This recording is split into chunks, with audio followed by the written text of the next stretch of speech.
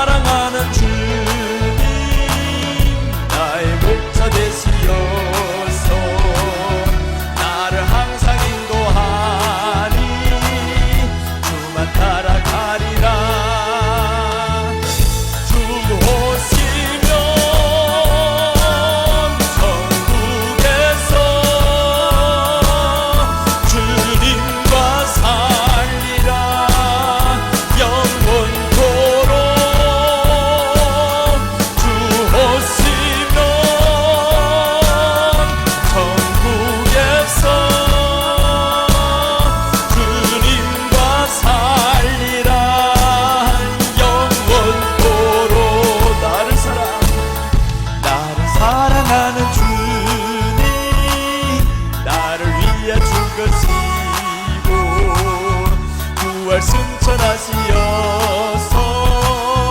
나의 주가 되셨네. 나를 사랑하는 주님, 나를 위해 죽으시고 부활 승천하시어서 나의 주가 되셨네. 주 오시면 천국에서 주님과 살리라. 영원토록 주 오시면 천국에서 주님과 살리라. 영원토록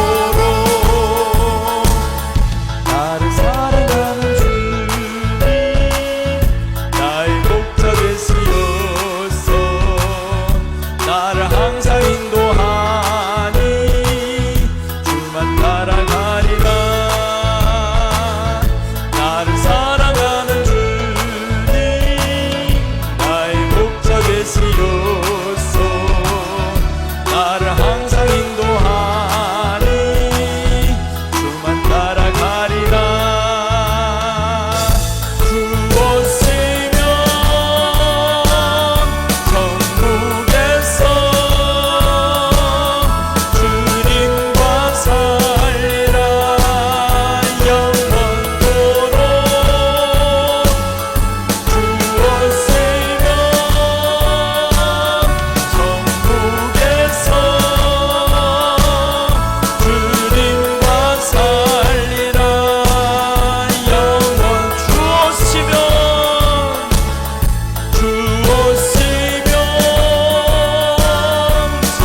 천국에서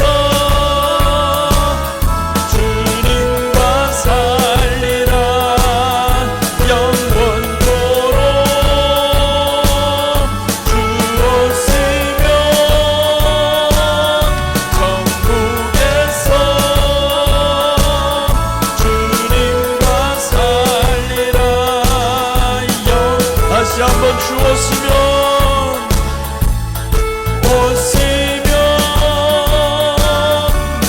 천국에서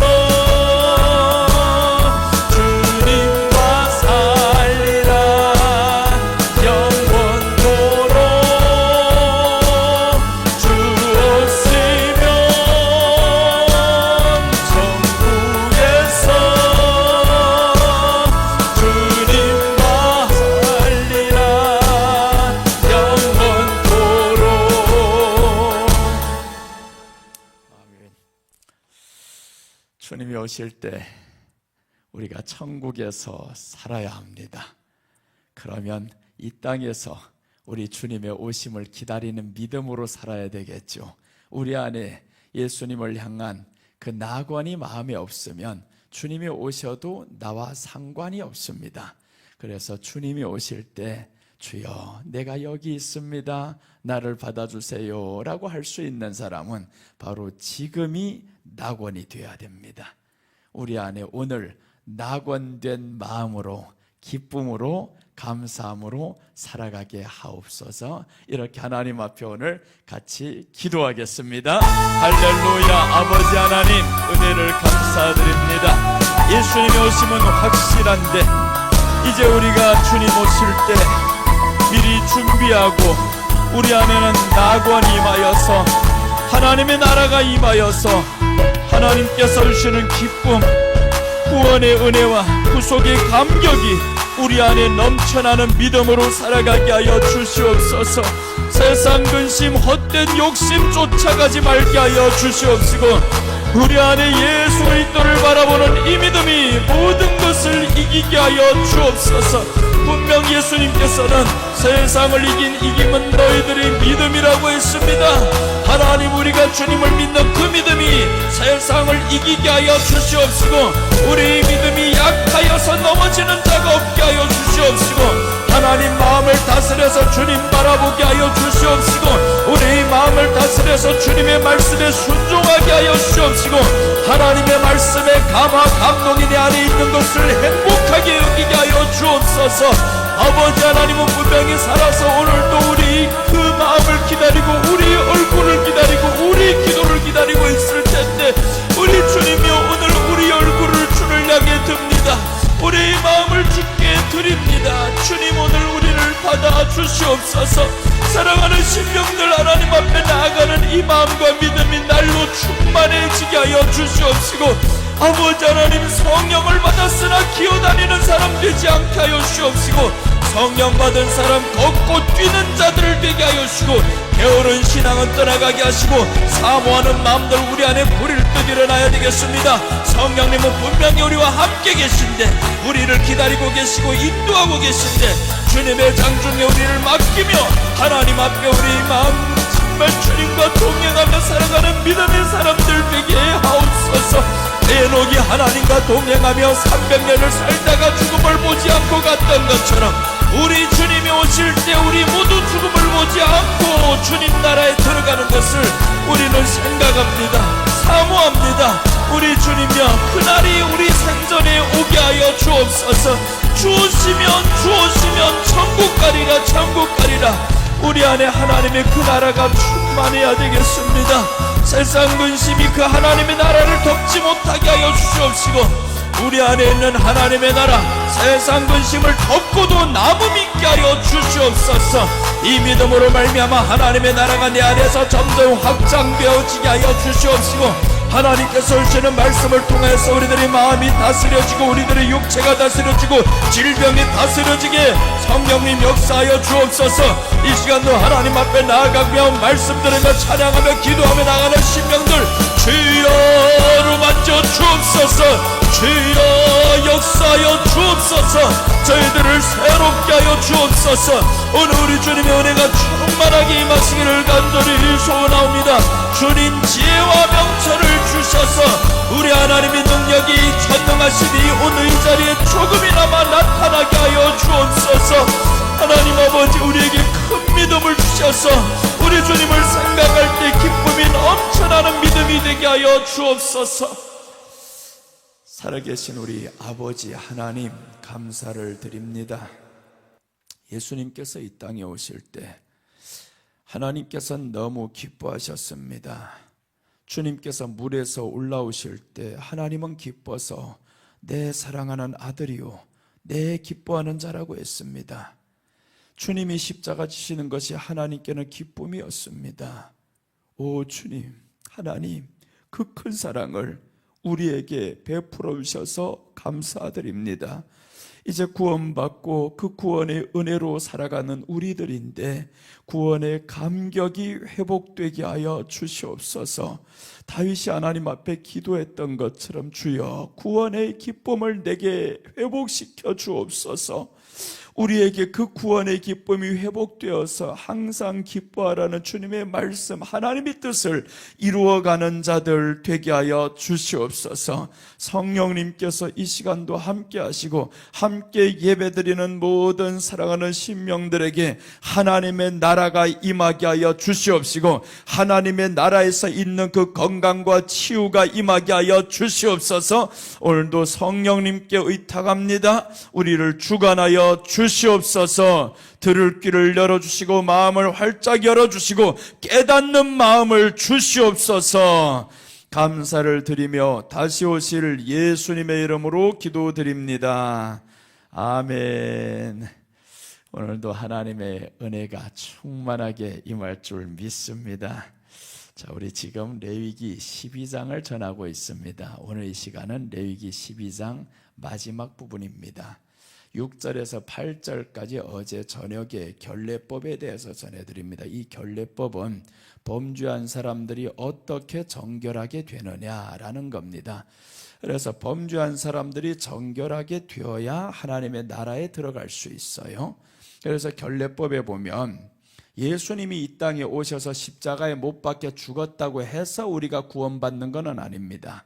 그 예수님의 죽어주심과 부활하심에 대해서 내가 번제를 드려야 된다라고 했습니다. 속죄제를 드려야 된다라고 했습니다. 그 번제와 속죄제는 예수님의 십자가입니다. 그 십자가를 내 것으로 받아들여야 되는데 거기에 따르는 믿음이 있습니다. 양을 드려라 라고 했습니다. 가난하면 비둘기를 드려라 라고 했습니다. 그냥 입으로 하는 그 믿음이 아닙니다. 입만으로 주여 내가 믿습니다, 영접기도한 그 상태를 말하는 게 아니라는 거죠. 여기에서 말하는 번제는 이것들보다 나를 더 사랑하느냐, 그것이 바로 번제를 드려야 할 의미입니다. 우리가 양을 드려야 된다, 양을 잡아서 드려야 된다라는 것은 그냥 빈손으로 하나님 앞에 빈말로 내가 믿습니다, 십자가를 믿습니다. 그런데 환경만 당하면요, 십자가를 믿는다는 사람이 자그마한 환경에 쓰러져 버립니다. 양새끼 한 마리 없어졌다고 자기가 쓰러져 버리는 거예요. 그럼 우리 주님 앞에서 우리가 받은 이 구원을, 네가 고백했던 그 믿음이 아무것도 아니게 됩니다. 그래서 우리 주님은 십자가를 믿는 믿음이 어떤 것이냐, 우리 주변에 있는 이 모든 것들보다 주님의 십자가를 더 사랑합니다. 이것이 번제의 의미였었고, 그 번제는 십자가를 믿는 믿음이었습니다. 자, 그 다음에 속죄제는 회개를 의미한다라고 했습니다. 회개. 그럼 회개를 어떻게 해야 될 것인가 라는 걸 말씀드렸어요.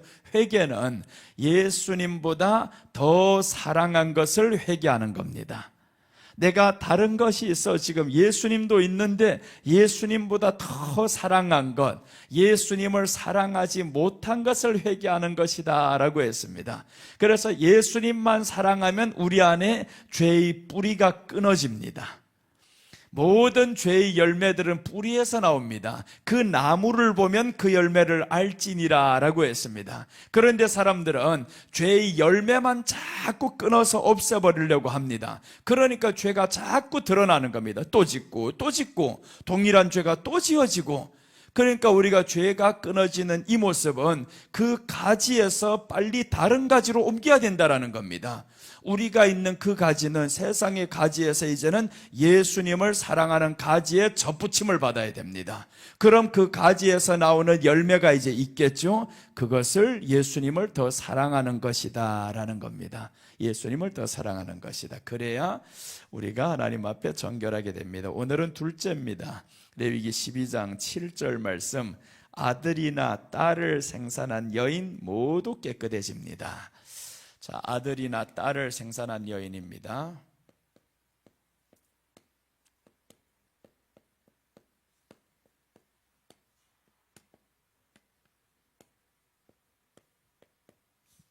깨끗해진다라고 했습니다. 7절입니다. 7절 우리 함께 읽겠습니다. 레위기 12장 7절. 이 아들이나 딸을 낳았다. 아들을 낳으면 7일 부정하고요, 딸을 낳으면 14일 부정하다라고 했습니다. 그래서 오늘 여기에서 12장 7절을 보시면 이제 아들을 낳든 딸을 낳든 이 기한만 차면, 번제와 속죄제만 드리면, 그러면 이 여인은 깨끗해진다라는 말씀합니다. 빨리 돌아와야 되는데 안 되는 거예요? 그러면 성경 레위기 12장 7절 우리 같이 한번 찾아보겠습니다. 레위기 12장 7절 같이 읽겠습니다. 제사장은 그것을 여호와 앞에 드려서 그 여인을 위하여 속죄할지니 그리하면 사녀리 깨끗하리라. 이는 아들이나 딸을 생산한 여인에게 대한 규례니라. 아들이나 딸을 생산한 이 여인은 아들을 낳든 딸을 낳든 부정해집니다. 그래서 성경이 말씀하죠. 아들을 낳든 딸을 낳든 월경할 때와 같다라고 했습니다. 아들을 낳았을 때 7일 부정은 완전 죄인이다. 딸을 낳았을 때 14일 부정은 2배가 되니까 죄를 짓게 한 사람은 더 큰 죄인이다. 이렇게 더 큰 죄인들 낳은 사람이 누구냐? 이 여인이라는 겁니다. 그런데 오늘 이 여인에게 새로운 복음이 왔습니다. 이제는 깨끗해질 수 있다라는 겁니다. 이렇게 완전 부정해진 내가 깨끗해질 수 있는 이 엄청난 복음이 지금 들려옵니다. 그것이 무엇이냐 하면 바로 번제와 속죄제를 드려야 한다라는 겁니다. 기한이 차면 번제와 속죄제를 드리면 된다. 그래서 기한이 찬다라는 것은 33일 기한이 차는 겁니다. 예수님이 이 땅에 오셔서 공생에 십자가 져주신 이 기한이 차면 그때부터 우리가 번제를 드릴 수 있습니다. 믿음으로 나아갈 수 있다라는 거죠. 믿음으로 나아갈 수 있습니다. 속죄제 회개로 나아갈 수 있습니다. 그럼 이 모든 것을 예수님께서 받아서 이제 올라갑니다. 받아서 올라가는 것이 제사장이 들고 올라간다라고 했죠. 이것을 제사장이 가지고 가서 드리면 아들이나 딸을 생산한 여인은 깨끗해진다라고 성경이 말씀합니다. 깨끗해진다. 이 아들이나 딸을 낳았을 때 보세요. 죄의 무거움이죠. 33일을 지나야 되고 딸을 낳으면 66일이 지나야 되고 이 죄의 무거움을 의미합니다. 죄가 참 무겁다라는 겁니다. 아무도 해결할 수 없는 그 죄. 그 죄를 지금 예수님이 기한이 차서 이제는 십자가를 지셨는데 그 기한이 찬 이후로 내가 해야 될 일이 있는데 이것을 했습니다. 번제와 속죄제를 드렸습니다. 이것을 예수님이 가지고 올라갔다. 이 말씀의 뜻은 예수님 안에서 어떤 죄도 용서받음을 의미합니다. 예수님 안에서 어떤 죄도 용서받는다라는 겁니다. 예수님 안에서 어떤 죄도 용서받는다.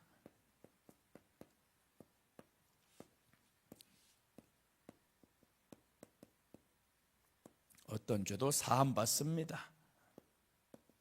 이것은 어제도 한번 나왔던 내용입니다. 예수님 안에서 어떤 죄도 사함받는다. 그런데 사람들이 예수님 안에 들어오지 않으니 문제라는 겁니다. 예수님 안에만 들어오면 사함받는데 들어오지 않아요. 그 들어오지 않았던 한 사람을 한번 보겠습니다. 정말 가장 위대한 왕이 한 사람이 있습니다.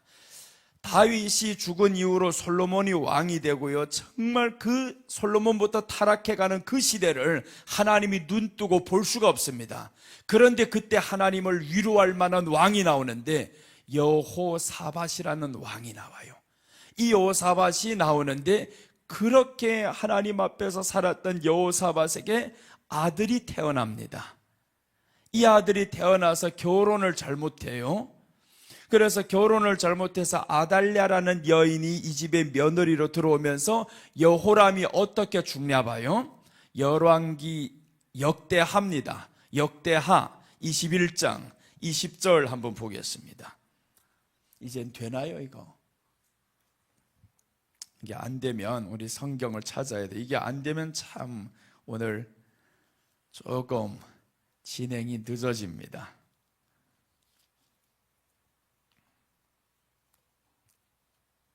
역대하 21장 20절입니다. 역대하 21장 20절. 역대하 21장 20절 우리 함께 읽겠습니다. 다 찾으셨어요? 역대하는 구약 성경입니다. 제가 가진 성경으로는 684쪽에 있습니다. 684쪽에 보시면 역대하 21장 20절이 나옵니다. 자, 보시면 이렇게 나옵니다. 여호람이 32세에 즉위하고 예루살렘에서 8년을 치리하다가 아끼는 자 없이 세상을 떠났으며 무리가 저를 다윗성에 장사하였으나 열왕의 묘실에는 두지 아니하였더라. 32세에 즉위했는데 이 사람의 아버지가 여호사밧이라는 겁니다. 이 아들이 지금 어떻게 죽어가냐 하면 아끼는 자가 없이 죽어갔는데 이유는 아버지의 길을 따르지 않았기 때문입니다. 아버지의 길을 따랐다라는 것은 번제와 소제와 이런 믿음의 길을 회복하는 것인데, 그런데 아버지의 길을 따르지 않다 보니까 자기 아내가 가져온 그 바알신을 섬기면서 그렇게 따라갑니다. 그래서 이 사람이 아주 비참하게 죽어갑니다. 그 아내가 누구냐 하면 아합의 딸, 이세벨의 딸 아달랴가 이 집의 며느리로 드리는 거예요. 여호사밧은 참 사람이 좋아요. 좋은데 이 사람이 분별력이 약했습니다. 아합이 우리 형제 나라니까 그래도 우리가 지금은 갈라졌는데 우리는 형제야, 너희 집의 딸 우리 집에 준다고 하니까 그래, 내게 아들이 있어, 내 왕위를 계승할 아들, 그 여호람을, 아달랴를 데려와서 아내로 삼았어요. 잘 사는 것 같았는데 그 아달랴의 이 모든 괴계에 다 넘어갑니다. 그래서 여자는 참 믿음 위에 서 있어야 됩니다. 남자를 넘어뜨리긴 너무 쉬워요. 이게 솔로몬도 그렇게 믿음이 있다가 그 바로의 딸 그 공주를 데려오면서부터 믿음이 서서히 가기 시작하는데 주변에 모함과 암몬과 이 모든 그곳에 있는 우상단지들을 다 데리고 옵니다. 이유는 아내를 얻어왔거든요. 거기에 있는 아내를 데려오면서 모든 이방신들을 다 끄집어드립니다. 그래서 오늘 여호람, 아버지는 믿음이 정말 좋았었는데 그 아버지가 며느리를 잘못 들여왔어요. 아니 외모만 봐서 알 수 있습니까? 그런데 알아야 되죠.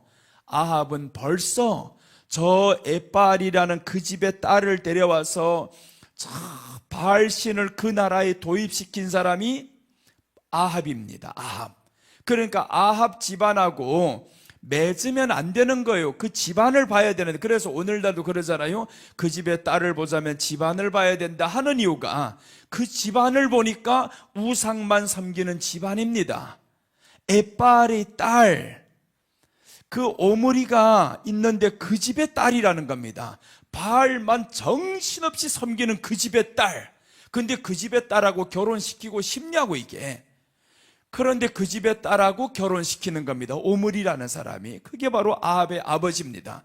그러니까 아합은 참 마음이 착한 사람이었어요. 성경에 보면 아합은 악한 놈이 아니었습니다. 마음 심성은 좋아요. 자기가 욕심나도요, 왕인데도 불구하고 뺏지 않습니다. 내가 웃돈을 쳐줄게, 네 땅을 내게 팔아. 팔지 않으면요 그냥 속으로 끙끙대면서 앓고 있는 이런 사람입니다. 그런데 이런 사람에게 아내가 잘못 들어오니까 그 집을 가서 죽여버리고 밟아버리고 빼앗아오잖아요. 그 집의 딸이 누구냐? 아달랴입니다. 그 집의 딸. 이런 악한 엄마 밑에서 자란 그 딸이 본 게 뭐가 있겠어요? 그래서 이 여인이 와서 여호람의 아내가 되는 겁니다. 그러니 남자가 그냥 범죄로 들어가죠. 바로 범죄로 들어갑니다. 그렇게 해서 이 여호람이 죽을 때 보세요. 오늘 이 말인 겁니다. 죽을 때 세상에 아끼는 자 없이 죽었더라. 아끼는 자 없이 죽습니다. 하나님은 어떤 죄도 용서할 수 있는데 네가 번제만 드려라, 예배만 회복해라. 그래서 아사 왕은 어떻게 하냐면요, 아버지 아비야가 사실은 형님인데 성경에서는 아비라고 나옵니다. 그 아버지라고. 엄마를 보니까 똑같아요. 아사와 아비야가 엄마가 똑같고 아버지가 똑같습니다. 그럼 형제인데, 그러니까 우리가 이스라엘 사람들이 이 언어를 사용하는 법을 알아야 된다는 겁니다. 언어법에 있어서는 아버지와 아들을 때로는 형제로 표현할 때도 있고 아들을 때로는 아비라고 표현할 때가 있습니다. 그 집안이니까 혈족이 같다 이 말이에요. 그래서 이 아사가 왕이 되면서 자기 아버지, 아사의 아버지 르호보암, 이 르호보암 그 첫째 아들이 아비야가 범죄했던 3년 동안 그렇게 범죄했고 아버지가 범죄했고 내려왔던 이 모든 것을 아사가 올라오면서 다 정리합니다. 그리고 아사가 하는 게 있습니다. 번제를 하나님께 드렸더라 라고 합니다. 모든 이방신을 다 제거해버리고 하나님 앞에 예배가 회복이 됩니다. 이렇게 아사는 이 나라를 깨끗하게 만들었는데 그 아들이 바로 여호사밧. 이 여호사밧이 이어가면서 또다시 선한 정치를 해갑니다. 예배를 드려갑니다. 그런데 문제는 며느리를 잘못 드렸다라는 거죠. 그러면서 그때부터 이게 문제가 터지기 시작하는데 아들 시대에 와서 이 나라가 엄청 범죄로 떨어집니다. 그래서 여호람이 여기에서 죽어요. 죽는데 그 아들이 이제 또 왕이 됩니다. 아하시야라는 아들. 이제 돼요 이거? 되면 열왕기하 22장 9절 한번 봅시다. 오늘 21장 20절 봤죠? 21장 20절에 아끼는 자 없이 죽었습니다. 22장 9절 보시면 아하시야는 사마리아에 숨었더니 예후가 찾음에 무리가 예후에게로 잡아다가 죽이고 아들이 비참하게 죽죠. 이 아하시아가 왜 저기 갔냐 하면 아합의 나라 가서 도와주다가 죽는 겁니다. 지금 왜 그러냐면 우리 엄마의 나라거든요. 우리 엄마가 살았던 그 나라. 그러니까 아하시아의 엄마는 누구냐면 아달랴입니다. 아달랴 엄마가 있던 그 나라로 지금 가서 도와주다가 결국에 아하시아가 죽습니다. 그래서 예후가 찾으면 무리가 예후에게로 잡아다가 죽이고라고 했죠. 죽였습니다. 내용이 어떻게 보세요? 어떤 내용으로 나오냐? 이르기를 저는 전심으로 여호와를 구하던 여호사밧의 아들이라. 손자인데 아들이라고 합니다. 지금 그러니까 우리가 알아야 됩니다. 성경의 기록법이 그렇구나. 아들 보고 때로는 손자라 할 때도 있고 형제 보고 때로는 아버지라 할 때도 있고 우리하고 지금 언어법이 달라서 그런 거예요. 그래서 우리는 할아버지 보고 아버지 하면 안 되잖아요. 안 되는데 저기를 그렇게 부를 수 있다라는 겁니다. 자, 그래서 문화가 다르죠. 전심으로 여호와를 구하던 여호사밧의 아들이라 하고 장사하였다. 왜 이렇게 기록되었을까요? 여호사밧은 의로운 왕으로 남았거든요. 전심으로 하나님을 찾았거든요. 그런데 그 집의 아들은 이 개판 치는 겁니다. 손자, 아들도 개판 치더니 손자까지 개판 쳐가지고 몇 년이 안 돼 죽습니다. 그래서 이스라엘, 유다 나라에는 유일하게 여자가 한 번 왕이 됩니다. 유일하게 여자가 왕이 되는데 자기 아들 죽고 나서 요 아달랴가 7년 동안 왕이 됩니다. 그래서 아달랴가 자기 아들이 죽은 것 보더니 화가 나버렸습니다. 그래서 여호람의 아들, 자기 남편이 낳은 첩들의 아들을 다 죽여버립니다. 다 죽이는데 이런 악한 사람, 그 죽이는 걸 어디서 봤냐 하면 자기 외할아버지의 댁에서 봤거든요. 이스라엘에는 그러지 않습니다. 내 동생이 왕이 됐다고 해서 형들을 죽이지 않아요. 이것은 이방 나라에서 하는 악한 짓입니다. 그런데 그 악한 행위가 이 나라에 들어와요. 그 악한 행위가 지금 이 여인을 통해서 유다에 들어왔습니다. 그러니까 아달랴가 지금 왕이 되면서 모든 사람 다 죽이는데, 그런데 거기에서 여호람의 여동생이 있어요. 이 여동생이 제사장하고 결혼을 하다 보니까 요 어린 아이가 하나 있는데 얘를 키우기 시작합니다. 얘를 숨어서 그 1살 되는 아이를, 핏덩이 같은 아이를 이 두 사람이 키웁니다. 성전에서 가만히 키웁니다. 그래서 성전에서 7년 키우다가 8살 때 세상에 알려버립니다. 이 집안에는 아직 사람이 있어 해가지고 결국에 8살에 요아스가 왕이 되고 이 엄마를 폐위시키는 겁니다. 여러분, 이 악한 집안이 왜 그렇게 나왔을까요? 그 죄가 끊어지면서 여기를 돌아가야 되는데, 번제로 돌아가야 되는데 번제로 돌아가지 않습니다. 돌아가기만 하면 어떤 죄도 사합니다. 아합도 잠깐 겸손했더니 하나님이 됐다, 내가 네 시대에는 네 나라를 없애지 않겠다, 다른 사람에게 주지 않겠다. 하나님이 참 너그럽습니다. 회개 깊이 해야 된다고요? 아닙니다. 잠깐이라도 하나님 나 잘못했어요, 겸손해지면 그것을 하나님이 보고 받아준다라는 겁니다. 어떤 사람은 회개하라니까요, 젖먹을 때일까지도 다 회개해야 되는 줄 알고 있어요. 그래서 3일 동안 회개한답니다. 눈물 뿌리면서 3일 회개했는데 그 다음날 보니까 또 죄를 짓대요. 그러니까 자기가 실망스럽죠. 하나님이 원하는 회개는 그런 게 아니라는 겁니다. 네가 거기에서 잘못된 이 모든 것에서 하나님을 한순간만이라도 바라보며, 그 순간만이라도 아유 내가 잘못했네, 이것만 봐도 하나님이 기뻐한다라는 겁니다. 그래서 어떤 죄도 하나님이 용서하는데 여호람은 왜 그렇게 죽냐고, 왜 그렇게 세상에 아끼는 자 하나도 없이 죽냐고요. 이게 그럼 안 되잖아요. 그럼 죽는 이유가 이걸 안 했다라는 거죠. 하나님 앞에 살지 않으니까. 그러니 하나님이 아끼는 자 없이 죽게 만들어버렸습니다. 여러분, 우리가 정말 하나님 앞에 살면 사람들은 우리를 아끼게 되어 있어요. 아유 아까운 사람 떠났네 그래야 되는데, 누군가가 죽었으면 아유 잘 죽었다 그러지 않겠어요? 솔로몬이 그런 사람이었습니다. 솔로몬이 죽었을 때 밑에 사람들은 잘 죽었다라고 한 겁니다. 솔로몬이 죽었을 때 왜 그러냐면 무거운 짐을 매게 했거든요, 백성들로 하여금. 그래서 이 백성들이 여로보암을 앞세워 가지고 그 솔로몬의 아들에게 와서 간청을 합니다. 당신의 아버지가 우리에게 무겁게 한 그 짐을 조금만 가볍게 해주세요. 해주면 얼마나 좋아. 솔로몬이 왜 백성들을 무겁게 하냐고요. 짐을 무겁게 하면 안 되지. 백성들 잘 살게 만들고 평안하게 만들고 그래야 되는데 백성들의 짐을 점점 무겁게 합니다. 그게 솔로몬이었어요. 그래서 솔로몬이 그렇게 하면서 죽으면서 아들에게 나라가 넘어갔는데 이 아들이 아버지 모습 그대로 따라가다가 젊은 사람들이 말을 듣고 결국에 아버지가 내렸던 그 무거움보다 나는 2배를 한다는 거예요. 나는 2배, 몇 배나 나는 더 무겁게 한다. 이렇게 해서 결국엔 나라가 쪼개집니다. 하나님 앞에서 돌아와야 되는데 그 돌아옴이 없으니까 점점 가면 갈수록 망하잖아요. 여러분, 우리는 하나님이 어떤 죄도 용서할 수 있는 하나님이신데 돌아오면 얼마나 좋아하겠어요. 자, 우리 성경 보겠습니다. 이사야서 1장 18절입니다.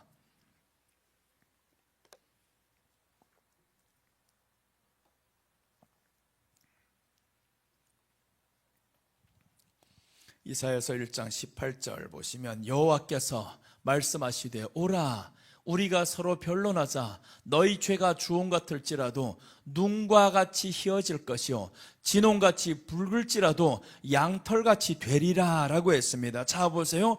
되는 과정이 어렵지 않습니다. 그냥 하나님이 뭐라고 말씀하냐면 오라는 거예요. 오라. 어디에서 오라냐면 바알을 섬기는 데서 돌아서 내게 오라는 거죠.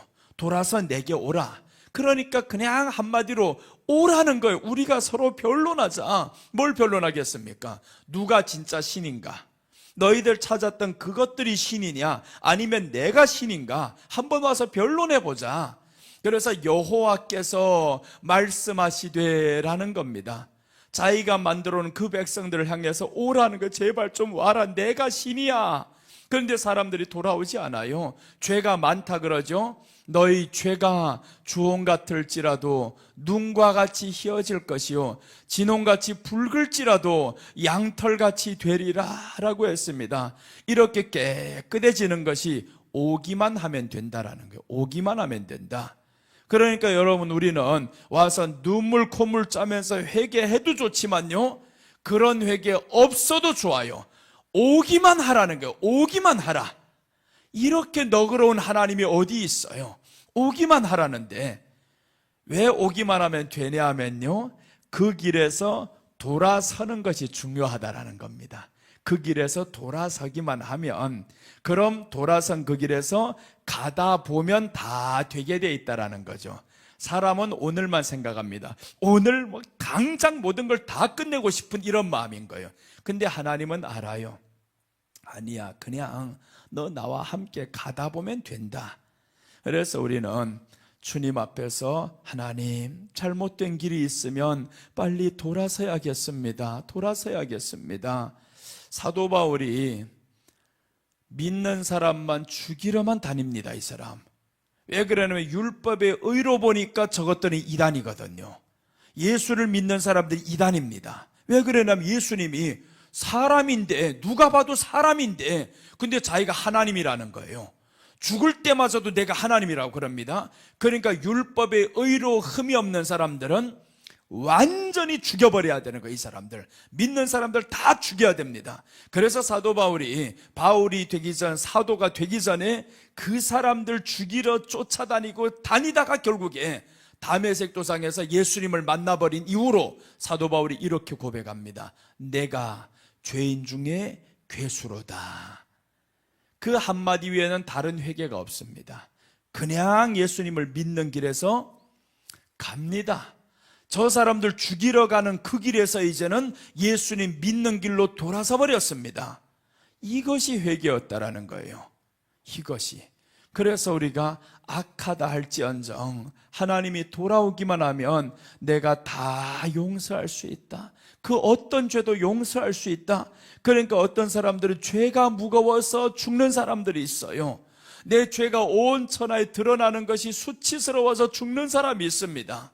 그것도 믿는 사람이 그래요. 믿는 사람이. 그럼 믿는 사람들은 믿었다라는 게 뭘 믿었어요? 우리 주님이 그 너그러우신 그 마음을 모른다라는 거죠.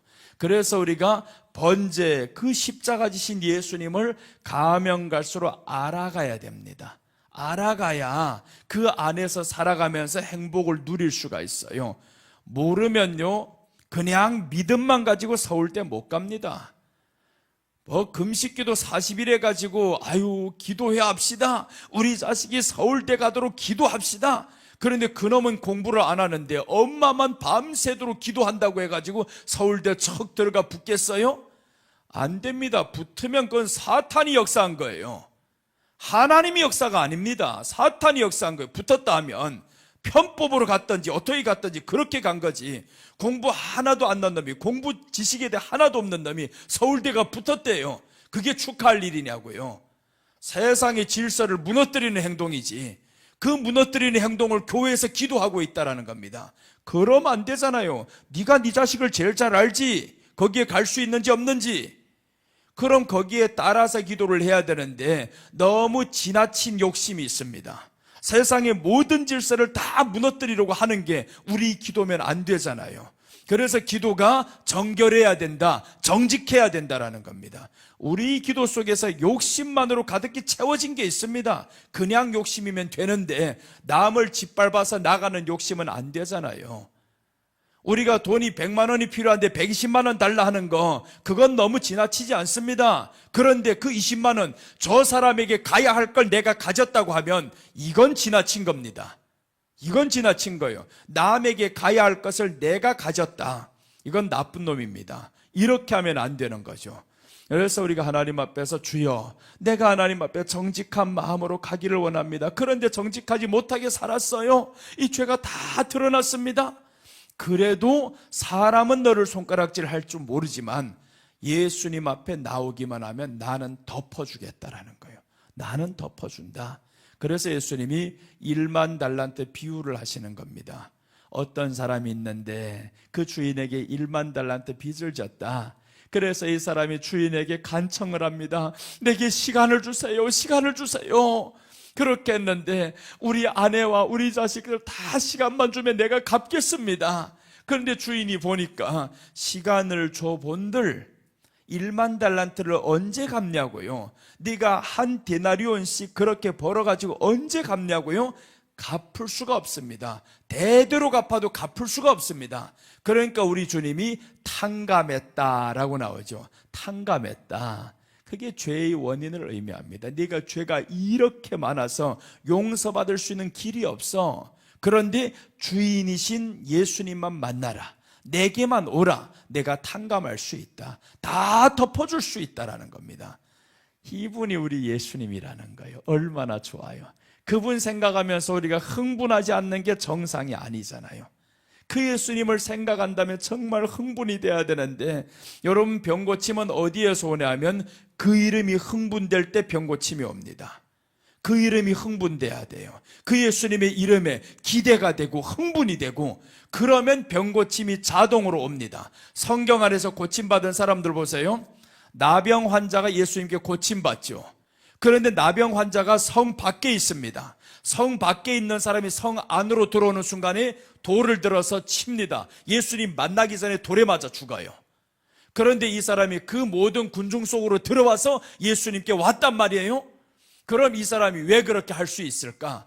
주님을 만나야 한다는 기대와 흥분이 있었던 겁니다. 내가 어차피 이대로도 죽는다, 그냥 이대로 살 거면 난 들어갈래. 그래서 성 안으로 들어갑니다. 문둥병자, 여러분 혹시 코바디스라는 영화를 보셨어요?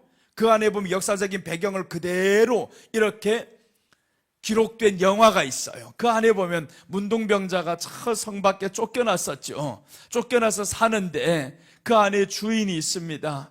이 주인공이 자기 엄마와 여동생이 감옥에 오래 있다 보니까 문둥병이 걸렸어요. 성 밖에 있는데 어디 있는지 몰라요.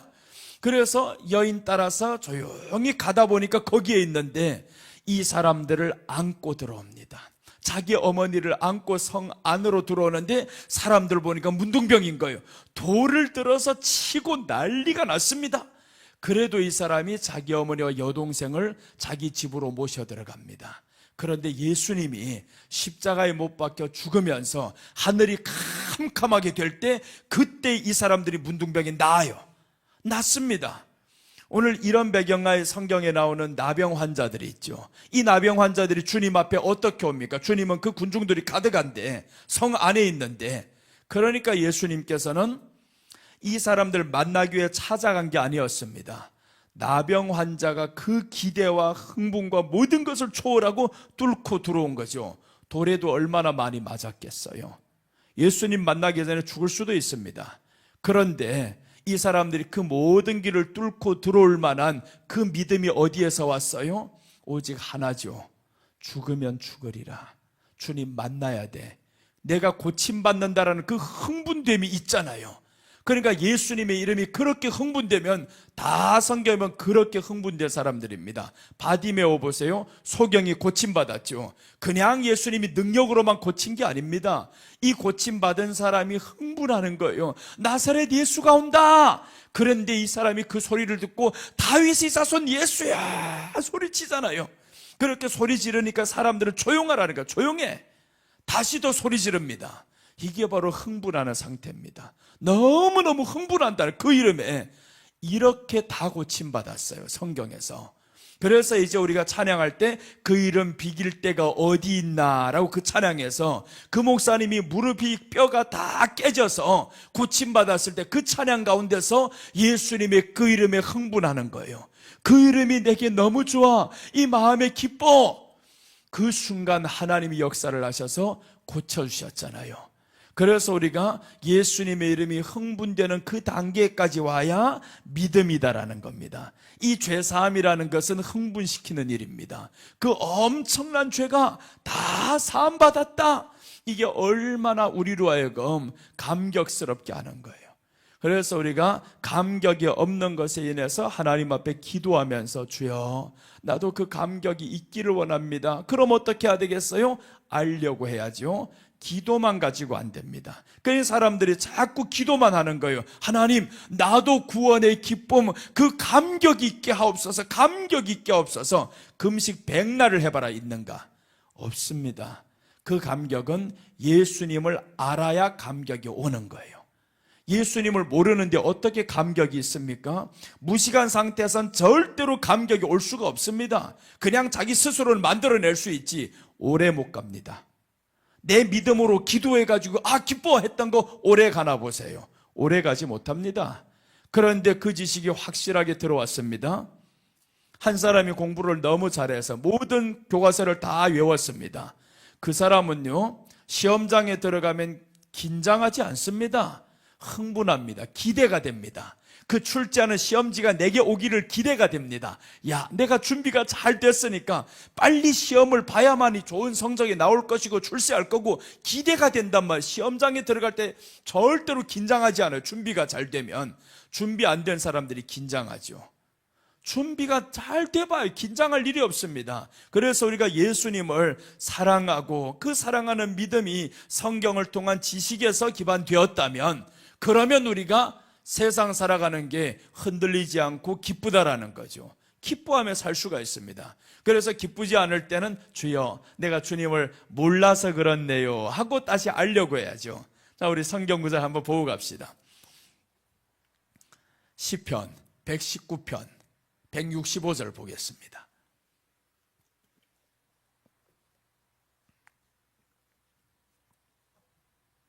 그냥 주를 사랑이 아닙니다. 성경 잘 보면 내용에 다 나와 있습니다. 주의 법을 사랑하는 자에게는 큰 평안이 있으니 저희에게 장애물이 없으리이다. 자, 아버지 그냥 주를 사랑하는 자가 아니죠. 주의 법을 사랑하는 자입니다. 주의 법이라는 건 말씀이죠. 그 말씀 안에서 예수님에 대해서 소개하고 있습니다. 그러니까 주의 법을 사랑하는 자에게는 큰 평안이 있으니 왜 평안이 있겠어요? 그 주님께서 어떤 분이라는 것을 알게 되니까 평안이 오는 겁니다. 나를 지켜주시는 그 사장님이 어떤 분인 것을 알면 우리는 평안이 옵니다. 그분이 엄청난 재력가야. 이것을 아는 사람은요 평안이 옵니다. 세상 모든 기업이 안 된다고 해도 우리 기업만큼은 잘 돼. 어려워도 그분이 재산 풀면 우리는 잘 살아. 확실한 이런 것들을 알면요, 절대로 흔들 일이 없습니다. 뭐 관세가 25% 올라가든 말든 이분은 올라가면 더 잘 돼. 이런 확실한 지식이 그분을 향해서 내가 안다고 하면 그럼 이 마음은 평안하고도 남죠. 그래서 우리가 예수님을 확실히 믿어진다, 그분이 정말 가면 갈수록 내가 성경을 통해서 알게 되었다, 그럼 우리 안에는 평안이 있습니다. 그 평안이 있으면 장애물 따위가 문제겠습니까? 장애물이 없죠. 그러면 그래서 장애물이 없으리다라는 겁니다. 장애물은 그분 때문입니다. 그분을 아니까, 그분이 해결해 주시니까요. 자, 계시록 7장 13절 보겠습니다. 계시록 7장 13절 14절 봅니다.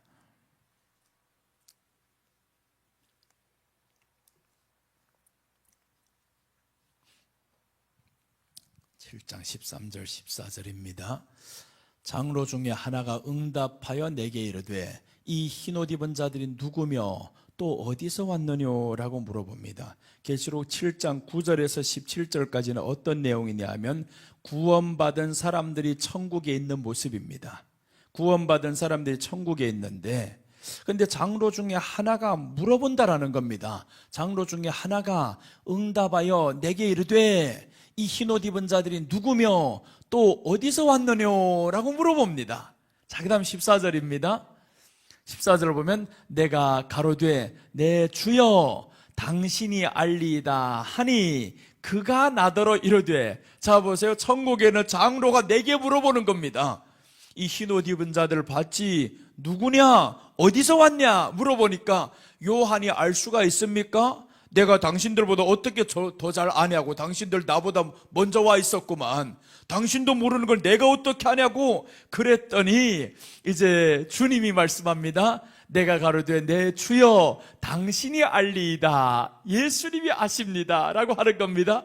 그가 나더러 이르되 이는 큰 환난에서 나오는 자들인데 어린 양의 피에 그 옷을 씻어 희게 하였느니라. 어린 양의 피로 씻었습니다. 이 환난 가운데, 큰 환난에서라고 하죠. 큰 환난에서 나오는 자들인데, 이 큰 환난은 마지막 때 대환난을 의미합니다. 이 대환난에서 나오는 자들이 있는데 저들이 내 피로 말미암아서 씻었다. 그러니까 이 큰 환난에서 나오는 자들, 예수님 안에서 어떤 죄도 다 용서받는 겁니다. 그 환난에서 예수님만 의지하라는 거예요. 예수님께만 돌아오면 우리 주님이 피로 씻어 죽어도 남음이 있다라는 겁니다. 그래서 우리가 환난이 있을 때 그 예수님을 알면 우리는 예수님을 의지하게 되어 있습니다. 그러니까 예수님을 모르면 의지 안 하죠. 예수님을, 그래서 우리가 주의 법을, 주의 계명을, 그래서 우리가 구약에 보면 이런 말씀들이 참 많이 나옵니다. 모세를 통해서 내 규례와 법도를 저들에게 가르치라는 겁니다. 그래서 항상 보면 규례와 율례와 법도를 저희들에게 가르쳤을 때 나라가 평안했습니다. 그런데 그 법도와 규례를 무시하는 왕이 나옵니다. 그럼 하나님이 그 나라를 또 징계합니다. 그리고 새로운 왕이 와서 또다시 그 법도와 규례를 지킵니다. 그럼 하나님이 또 지켜주십니다.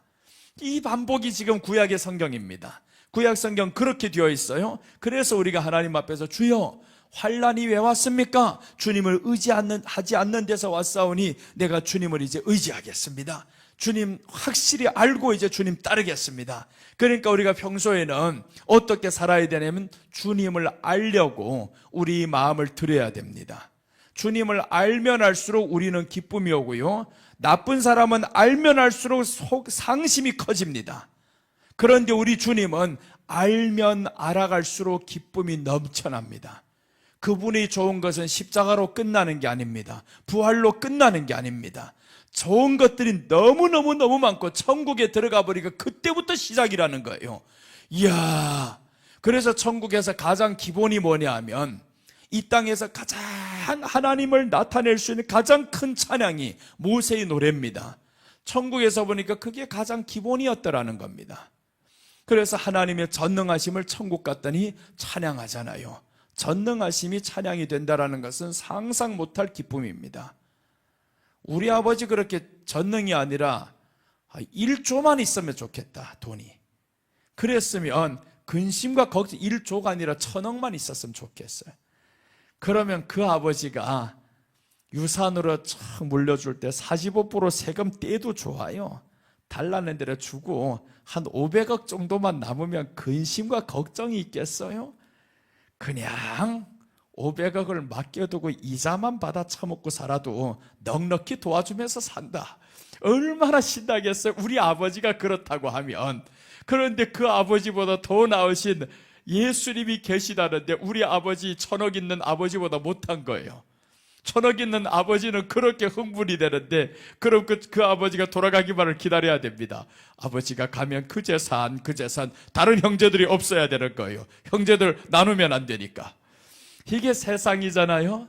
우리 주님을 그렇게 의지하면 우리 안에 기쁨이 왜 없겠어요? 그 예수님을 독차지하고 싶은 마음이 왜 없겠냐고요. 그래서 우리가 예수님을 알려고 해야 된다라는 거죠. 자, 로마서 10장 10절 보겠습니다. 10장 10절에서 11절 12절까지 한번 봅니다. 어제 우리가 9절하고 10절 설명드리다가 지금 이제 이어갑니다. 로마서 10장 10절입니다. 사람이 마음으로 믿어 의에 이르고 입으로 시인하여 구원에 이르느니라. 11절입니다. 성경에 이르되 누구든지 저를 믿는 자는 부끄러움을 당하지 아니하리라. 이 부끄러움이 바로 어떤 죄도 용서받는다 그 말이죠. 예수님을 믿으면 어떤 죄도 용서받는다. 죄의 용서는요 어떻게 용서가 되냐 하면 이것이 가려져야 됩니다. 가려져야 됩니다. 그냥 있는 대로 내가 용서해서 해놓고 다 보이면 안 되잖아요. 다 보이면 내가 벗고 다니는 거 사람들 지금도 계속 있어. 우리 주님은 나를 용서했다는데 내게 여전히 가려진 것이 없습니다. 그럼 용서 이건 의미 없습니다. 근데 우리 주님의 용서는 가려주시는 용서입니다. 덮어주셨다라는 거예요. 그래서 성경에서 어제 봤었잖아요. 죄의 가리움을 받은 자는 복이 있나니 라고 했습니다. 불법의 사함을 받고 그 죄의 가리움을 받은 자는 복이 있다. 그래서 우리 죄는 가려졌습니다. 세상 사람들로 보이지 않게 하나님이 가려주시는데 그래서 우리를 죽을 때까지 하나님이 기다리는 겁니다. 너희 죄 내가 까발리지 않겠어. 요즘 사람들은요 죄를 까발리다니고 목사들이 있습니다. 상대방의 죄를 계속 까발립니다. 이런 사람들이 있어요. 온 천하에 드러내놓고 싶단 말이에요. 남을 그렇게 주님은 덮어주시는데 너는 왜 까발리고 다니냐 이거. 그런데 성경에서는 하나님이 덮어주라고 했습니다. 덮어줘야 돼. 내가 하나님 노릇하고 하나님도 까발리지 않는데 네가 왜 까발려? 성경에 보면요 야곱이 죽을 때 이제 젊었을 때 자기 아들이 첩하고 간통을 하는 겁니다. 그 아버지가 너무 마음이 아팠어요. 그 아들이 죄를 아무에게도 말하지 않습니다. 아무에게도 말하지 않고 속으로만 앓고 있습니다. 그러면서 르우벤을 향해서 한 번도 미워 안 합니다. 미워하지 않고 르우벤을 기다리고 있습니다. 기다리고 있다가 말을 안 하니까 이 아들이 아버지가 모르는 줄 알고 있어요. 그런데 이 아버지가 죽을 때 말합니다. 르우벤아, 너는 내 장자요. 내 기력이 시작이다. 너는 정말 월등하게 됐다. 그런데 물이 끓음 같다 라고 합니다. 왜요? 그랬더니 네가 내 침상을 더럽혔도다. 죽을 때 아버지가 유언으로 그 말씀할 때 르우벤이 가슴이 얼마나 찢겼겠냐고요. 아버지, 그걸 왜 이제 말하세요? 이제 죽으면서 아버지가 그 소리를 할 때 그러면 수십 년의 세월을 아버지가 그것을 담고 있으면서 얼마나 아팠을까? 나를 볼 때 얼마나 불편했을까?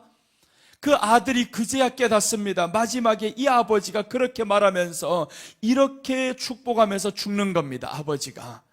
그게 하나님의 마음이잖아요. 그런데 사람은 그 하나님의 마음을 모른 채 그냥 목사님들이 죄가 있다면 자기가 까발리는 사람들이 있습니다. 자기는 죄가 없을 것 같아서 진짜 하나님의 마음을 자기는 이러더라고요. 내가 이렇게 해서 죄가 드러나면 그 목사님이 회개하기를 바란다고. 다 드러내놓고 사람들 돌을 들어 다 치게 생겼는데 너라면 아들이 그렇게 하기를 원하겠냐고 기다려주죠. 아버지라면 기다려줍니다. 끝까지 기다리다가 마지막 그 순간 내가 죽으면서 저를 돌이키는 겁니다. 아버지의 마음을 알게 만드는 거죠. 그래서 그 아버지의 마음을 르우벤이 알고 결국에 보세요. 르우벤이 지파 속으로 들어가면서 마지막 계시록에 봐봐요. 르우벤 지파가 있나 없나? 있잖아요. 르우벤 지파가 그 가운데 있고요. 가면서 보니까 르우벤 지파의 수는 줄어들지 않습니다. 훗날에 모세가 르우벤 지파의 수를 세는데 줄지 않습니다. 그렇게. 그러니까 이 아버지도 기다려주는데 왜 형제가 기다려주지 못하냐? 형제에게 아버지가 말하지 않잖아요. 그런데 이놈의 형제들은 그냥 서로 고발하는 겁니다. 고발해가지고 온천에 다 드러내놓겠다. 그걸 드러내가지고 당신한테 생기는 게 뭔데? 그러니까 우리가 이 땅에서 참 사람들 드러내기를 좋아하는데 우리 주님은 가려주시겠다라는 거예요. 내가 네 죄를 가려주겠다. 드러나지 않게 가려주겠다. 그러니 너 내 마음 좀 알아달라는 거예요. 오늘 그래서 부끄러움을 당하지 아니하리라 했잖아요. 부끄러움을 당하지 않는다. 성경에 이르되 누구든지 저를 믿는 자는 부끄러움을 당하지 아니하리라. 부끄러움 당하지 않는, 예수님을 믿으면 부끄러움 당하지 않는데 왜 당신이 부끄럽게 만드냐고. 자, 그 다음에 12절입니다. 12절을 보시면 유대인이나 헬라인이나 차별이 없음이라 한 주께서 모든 사람의 주가 되사 저를 부르는 모든 사람에게 부요하시도다. 차별이 없다고 했습니다. 유대인은 헬라인을 차별합니다. 헬라인은 저 이방인 개 같은 것들하고 차별합니다. 그런데 유대인이나 헬라인이나 내게로만 들어오라는 거예요. 예수님 안에만 들어와. 번제만 드려봐라. 내가 차별 하나하나 차별이 없다는 겁니다. 그래서 야고보서에 보면 돈 있는 사람이 교회에 들어왔을 때하고 가난한 사람이 교회에 들어왔을 때 차별하지 말라고 성경이 말씀합니다. 세상은 돈 있는 사람하고 없는 사람 차별합니다. 그냥 옷 잘 입은 사람하고 못 입은 사람 차별하고요. 그렇게 차별하는데 우리 주님은 예수님 안에 사는 사람들은 차별하지 말라는 겁니다. 그래서 예수님께서 내가 주가 되었다 했죠. 한 주께서 모든 사람의 주가 되사 저를 부르는 모든 사람에게 부요하시도다. 부요하시도다. 있는 사람만 부요한 게 아닙니다. 없는 사람도 예수님을 주로 모신 사람들은 똑같이 부요하게 살아갑니다. 심령의 부요가 이루어지고요. 환경의 부요는 내 심령에 만족을 해야 이게 부요하다는 것을 알게 되는 겁니다. 돈이 많아가지고 부자가 아닙니다. 내가 부자인 걸 만족 못하는데 계속 더 쌓아야 되는데 그 사람이 뭔 부자입니까? 부자는 만족하는 겁니다. 1,000만 원 가지고도 만족하는 겁니다. 지금 사는 그 집에서 만족하는 겁니다. 그런 부자예요. 부자는 만족할 걸 자족할 줄 아는 사람이 부자지 돈만 많다고 부자냐고요. 그냥 돈 많은 사람이지. 그 사람은 돈 많은 사람은 부자가 아닙니다. 부자로 살아가는 게 부자죠. 내 안에 예수님을 모시고 이제는 부요하도다. 그래서 성경이 말씀하는 바가 계시록에 보면 너는 가난하나 실상은 부요한 자니라 라고 했어요. 가난한데 실상 보니까 가난한데 그런데 진짜 실상이 있어? 너는 부요하다.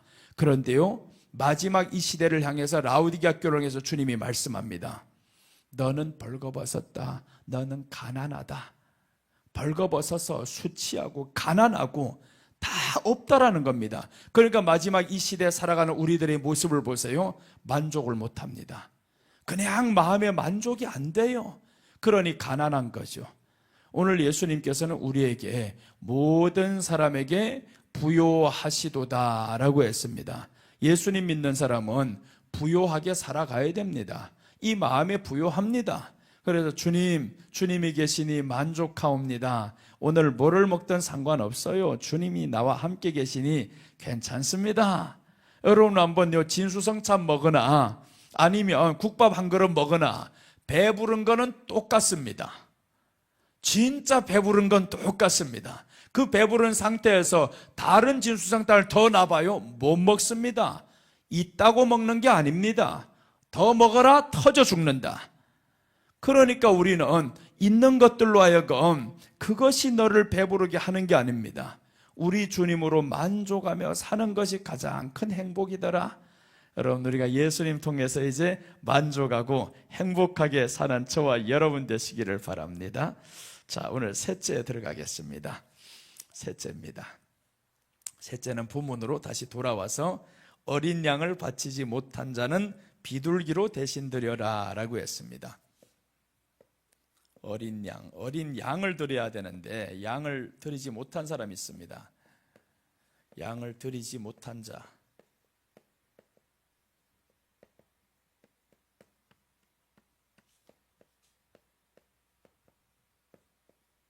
비둘기로 드려라. 8절입니다. 8절 보면 그 여인의 힘이 어린 양에 미치지 못하거든 산비둘기 둘이나 집비둘기 새끼 둘을 가져다가 하나는 번제물로 하나는 속죄제물로 삼을 것이요 제사장은 그를 위하여 속할지니 그가 정결하리라. 어린 양을 드리지 못한다 해서, 내가 값어치 있는 거 드리지 못한다 해서 좌절하지 말라는 겁니다. 너 그래도 좋아, 비둘기로 드려. 그런데 비둘기로 드려도 격식은 똑같습니다. 격식은 똑같아야 되는데 번제와 속죄제로 드려라 했죠. 비둘기를 드린다고 해서 소홀히 하면 안 된다. 환경이 어려운 사람은 10,000원짜리 하나 드리기가 굉장히 어렵습니다. 그러나 네가 적게 드린다고 해가지고 그냥 소홀히 던지면 안 된다라는 겁니다. 많이 드린다고 해가지고 내가 이렇게 드렸으니 자랑하면서 드려도 안 되는데 번제로 드려야 된다. 그래서 오늘 그 여인의 힘이 어린 양에 미치지 못하거든 산비둘기 둘이나 잡으세요. 미치지 못하죠. 어린 양에 힘이 없다. 그 여인이 뭔 돈이 있겠어요? 돈도 없고 힘도 없고. 그러니까 힘이 어린 양에 미치지 못하거든 산비둘기 둘이나 집비둘기 새끼 둘을 가져다가 하나는 번제물로 하나는 속죄제물로. 보세요, 똑같잖아요. 내용물 지금 어린 양하고 비둘기 요건 바뀌었지만 번제와 속죄제물을 드리는 건 똑같습니다. 똑같이 드려야 된다. 그래서 모든 가난한 자 위에서 주님이 속죄 제물이 되어 주셨습니다. 오늘 여기에 비둘기로 드려라는 건 길을 열어주신 거죠. 만약에 양만 드려라 했으면 가난한 자들 예수님 못 믿어요. 없는 사람 못 믿습니다. 그런데 여기에서 우리 예수님께서 비둘기로 드려라. 그러니까 예수님은 모든 가난한 자,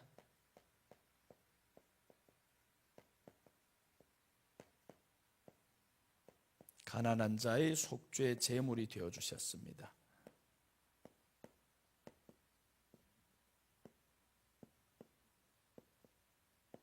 되어 주심. 예수님께서 모든 가난한 자의 속죄 제물이 되어 주셨다. 그래서 이제 가난한 자들 예수님이 이 땅에 왔을 때 더 많이 따라옵니다. 가난한 자들 예수님을 더 많이 믿게 되죠. 복음이 가난한 자에게 전파됩니다. 이 부한자들 처음에는 잘 안 믿어요. 그런데 십자가에 못 박히면서 부한자들도 따라오기 시작합니다. 그 부한자가 바로 예수님을 저 무덤에 장사했었던 아리마대 요셉, 이 사람은 부한자입니다. 예수님이 죽는 모습을 보면서 이 사람은 부한자인데 무덤이 있을 정도면 굉장히 부한자입니다. 그러니까 아리마대 요셉은 마지막에 예수님 십자가에 못 박히는 그 모습을 보면서 저분이 의인이다. 그래서 자기 직을 걸고 가서 그 시체를 달라고 하는 겁니다. 자기가 들어가야 할 그 무덤을 위해서 사놨던 거 예수님께 드려버렸어요. 그리고 또 이제 예수님이 부활하고 승천하실 때 한 사람이 또 나옵니다. 부한자가 마가의 다락방의 주인 마가, 부자죠. 120명 수용할 수 있는 그 공간을 그 당시에 있었다라는 것은 어마어마한 부자입니다. 몇백 평 집을 가지고 있었겠죠. 아마 큰 부자였습니다. 그 부자가 자기 집에 120명만 있었겠어요? 120명이 남은 거지. 남은 사람이 120명입니다. 예수님의 부활을 보았던 사람은 500명이 넘습니다. 그럼 500명이 예수님 승천하실 때 기다려 내가 약속한 걸 줄게. 그럼 이 사람들 다 그 집에 모였을 거란 말이에요. 10일 동안 그 집에 있으면 음식은 어떻게 한대요? 그러니까 마가는 굉장히 부자라는 걸 알 수 있습니다. 이런 부자, 처음부터 부자가 부름받은 게 아닙니다. 예수님이 십자가를 지심으로 인해서 부자도 이제 나올 수가 있고, 가난한 사람 처음에 못 나옵니다. 그러니 예수님이 가난한 자로 태어나는 겁니다. 목수의 아들로 태어납니다. 가난한 사람만 찾아다니잖아요. 그렇다고 부자들 보세요. 예수님과는 가난한 자니까 무시한단 말이에요. 예수님을 그냥 목수의 아들이 뭘 하겠냐고 무시하잖아요. 그런데 그 무시를 왜 받냐 하면 가난한 자들이 무시당함을 주님이 아시는 거예요. 이렇게 가난한 자들 무시받는구나.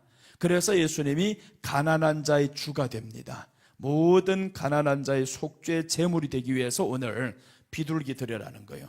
너희들 어린 양 못 드려? 힘이 없어? 비둘기 드려. 그렇게 해서 비둘기 드리는 사람들 많이 옵니다. 이제 가난한 사람들 주님 앞에 오는데 주님이 이런 비유를 하시죠. 한 사람은 부자예요.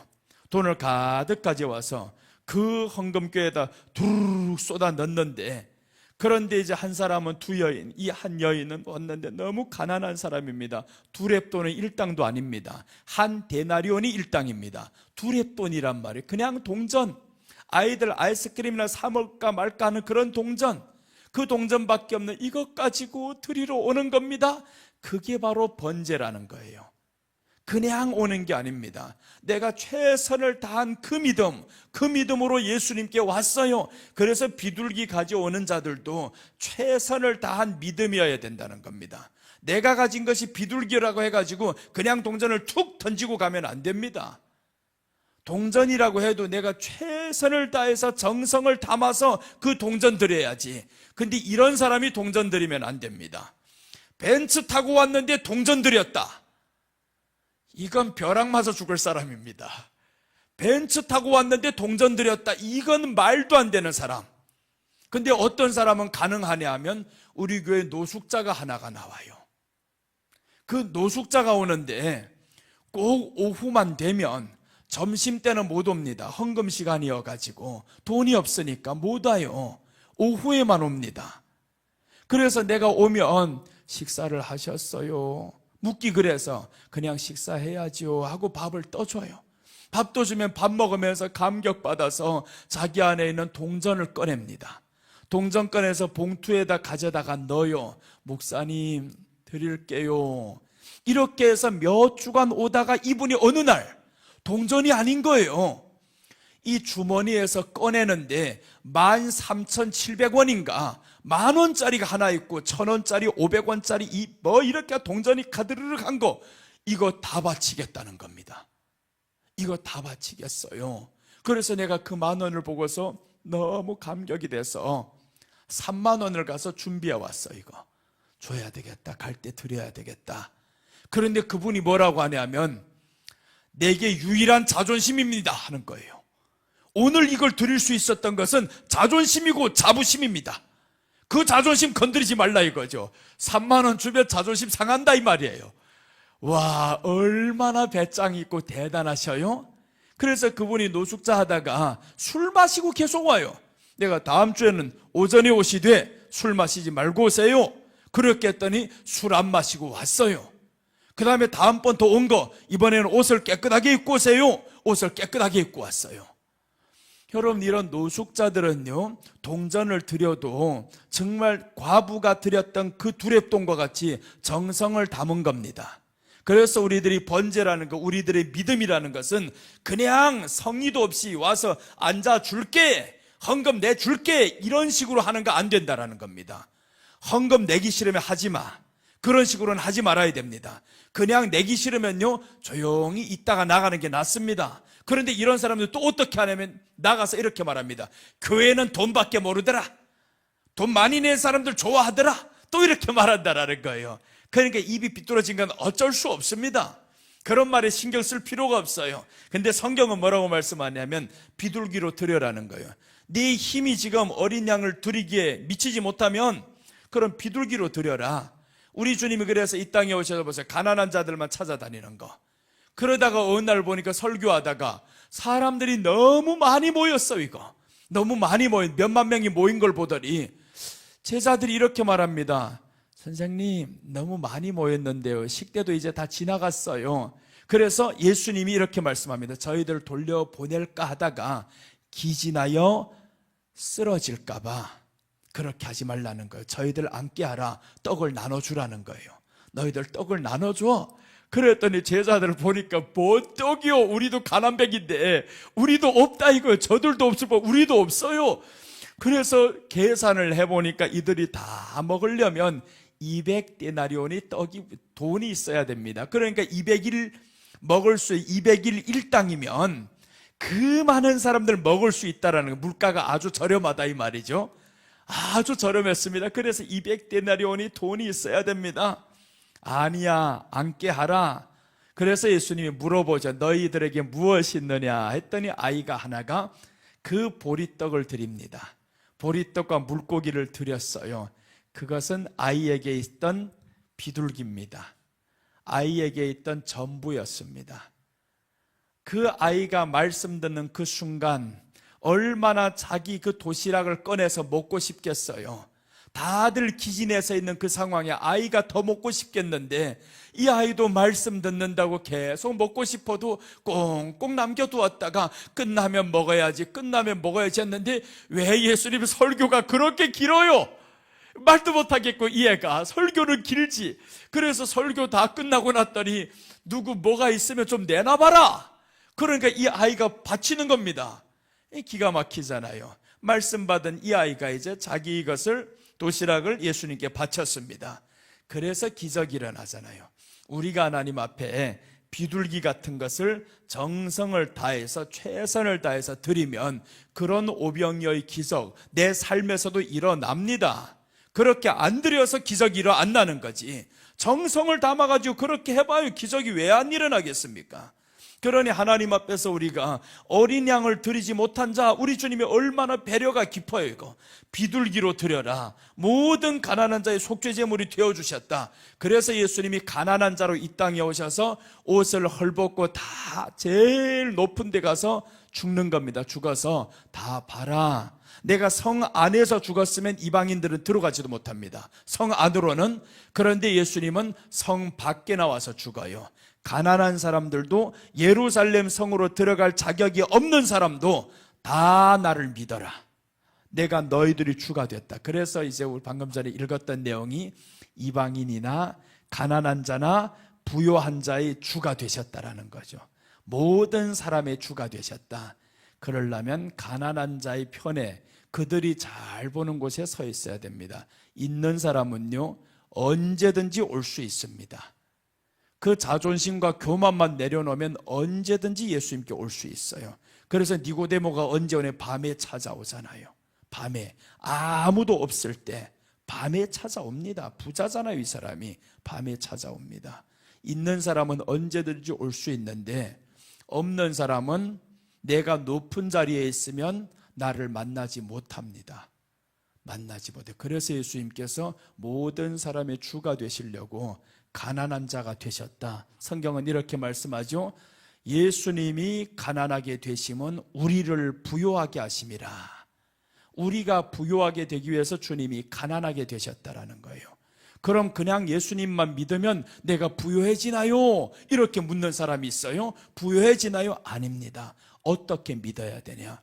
예수님을 비둘기로 들이되 번제 최선을 다한 그 어린이와 같은 그 믿음으로 드려야 되는 겁니다. 그렇게 정성을 담아서 하나님 앞에 우리 인생을 드리면 하나님이 축복을 하고도 남음이 있습니다. 원장님이 그 증거잖아요. 여기 들어올 때 우리가 간증을 다 들었잖아요. 9,800원 들고 내 일생을 바친 겁니다. 그 일생을 그 가난한 어린아이 돈 얼마도 없는 것까지 하나님이 왜 있는 사람 가지고 안 하고 그 없는 아이 하나 그냥 산으로 들여보내겠냐고요. 돈도 없는데 이것 가지고 뭘 하냐고. 그런데 그 돈으로 일구어냈습니다. 자신을 드리니까 하나님이 축복을 하시잖아요. 이것이 우리에게는 간증으로 지금 남아있고 산 증거로 남아있습니다. 여러분, 우리가 정말 하나님 앞에서 그전이나 지금이나 하나님은 동일하다고 했습니다. 그럼 우리에게도 그런 역사가 일어난다라는 거죠. 이제 그렇게만 살면 일어난다, 그렇게만 믿으면 일어난다라는 겁니다. 그래서 오늘 성경은 모든 가난한 자의 속죄 제물이 되었다라고 했습니다. 하나 더 보겠습니다. 마태복음 4장 15절입니다.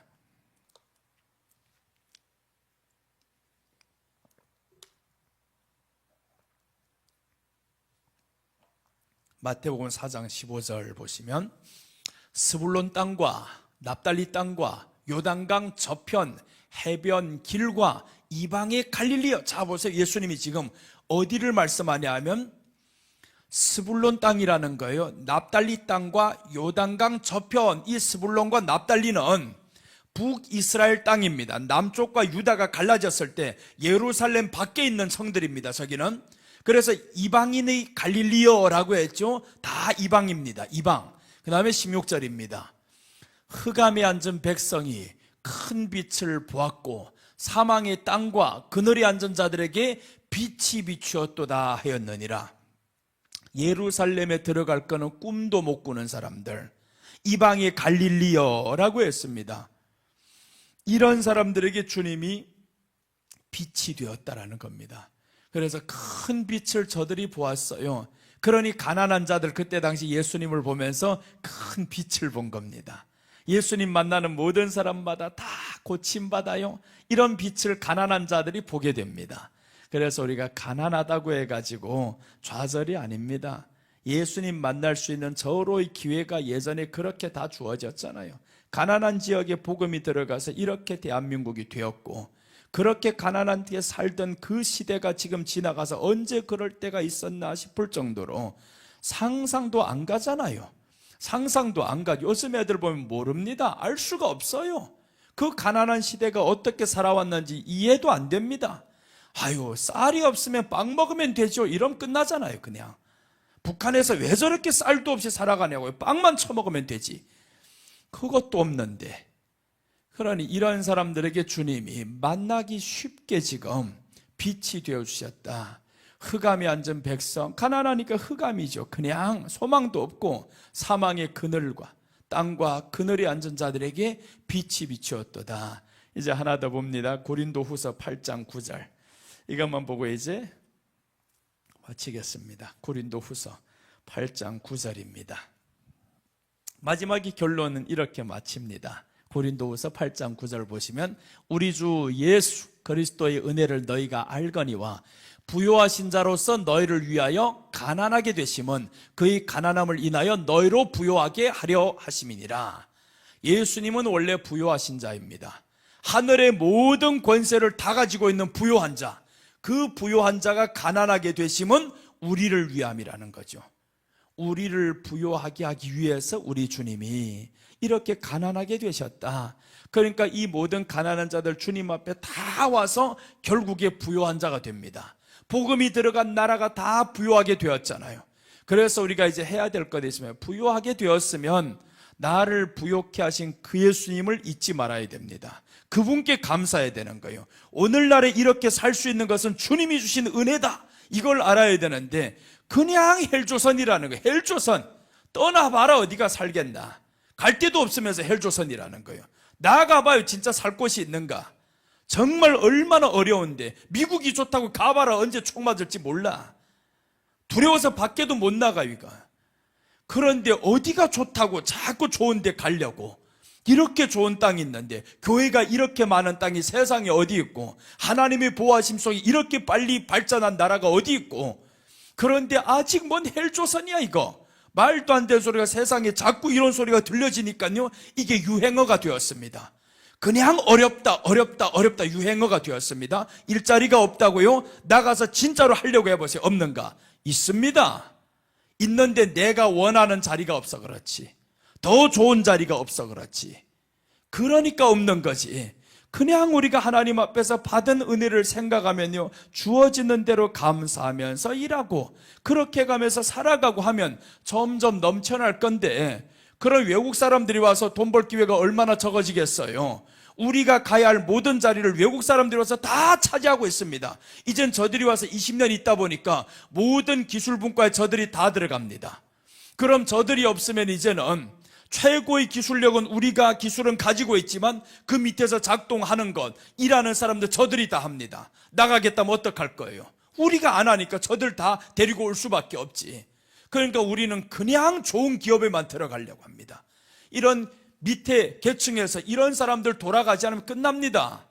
그게 지금 이렇게 일자리가 많은데 사실 저들이 하는 일자리 우리가 들어가면 훨씬 잘할 수가 있어요. 얼마나 머리가 둔한지 모릅니다. 외국인들은 참 그렇게 좀 미안하지만 진짜 한국 사람보다는 둔합니다. 일하는 걸 보면 빨리 배웁니다, 우리는. 그런데 그렇게 머리 좋은 것 가지고 어디에 쓰냐고. 제대로만 살면 우리는 정말 누구보다 더 부자가 되었던 이런 나라의 결과였잖아요. 하나님의 은혜도 있었지만 우리들이 지혜로움과 머리 좋음도 있습니다. 이스라엘 사람들로 머리 좋은 게, 유대인보다 머리 좋은 게 대한민국 사람이라는 통계가 나왔잖아요. 우리나라 사람이 머리가 유대인들보다 더 좋답니다. 그런데 뭔 헬조선이에요.